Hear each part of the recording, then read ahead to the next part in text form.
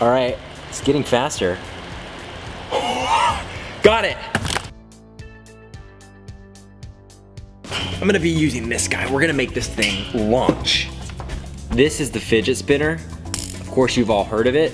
I was trying to hold out as long as possible without getting one of these. I didn't know what I would think of this thing. They're kind of cool and addicting, and I hate it because I spin it all day. If you have one of these things, comment below what your longest spin is. I would love to know. I've heard people get like 5 to 8 minutes spinning this thing. I don't believe it unless I have a really, really crappy one. I wish someone would make a fidget spinner with a counter on it to tell me how many times it's rotated. That would be awesome. Mine's a little crappy. I got it on Amazon and it's already broken. I got one of the $10 ones or so. Oh. And because I drop it all day long.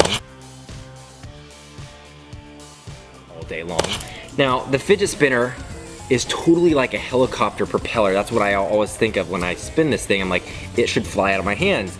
And then I got thinking, okay, let's add blades to it. So I taped these duct tape blades to it to the point where I can spin it in my hand without getting a paper cut. And warning at home, you could get a paper cut doing this. So my first model that I tested was all cardboard, didn't work. The paper allows it to slice through the air but also get lift at the same time. And it's going fast enough that you actually don't need big props here. So there's 3 blades and it's gonna spin this way.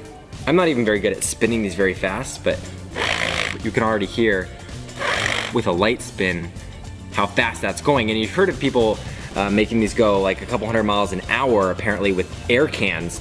So I had to figure out the best aerodynamic shape to go on the fidget cube. Then I got my first fan, the small, put to level 3, and I'll show you, if I just place this in the center of the fan, it will start spinning on its own and it'll actually try to get lift. Now I'm gonna let it go so you can see here. You'll see it starts picking up speed. It could take a minute, so we might cut out a little bit for you, but it's pretty incredible. And you can see it start wiggling around too. So you can see it moving and it'll, see, there it goes. So it gets a little speed and then it messes up, and that's the problem. This fan barely has gotten it above 2 inches, and I think there's something here, I don't know the science behind it. We need a guy like Vsauce here, but it traps some sort of pressure here because of the curve. And see the indent of the fan, it goes down. So this is like a cool landing pad. It works out on my fan that it allows it to go up to here, and then it always does this like you saw. So next we're gonna try this. And this is gonna be our next test. It's even got a little landing pad here. Oops, it got a little takeoff pad. I can't remove it because it's screwed in. I think it'd actually be better if it was off. But we are gonna try this next. We're gonna fire this baby up on level 3. It's gonna get loud. No, that one's not getting air. Nope. So, oh, it's going.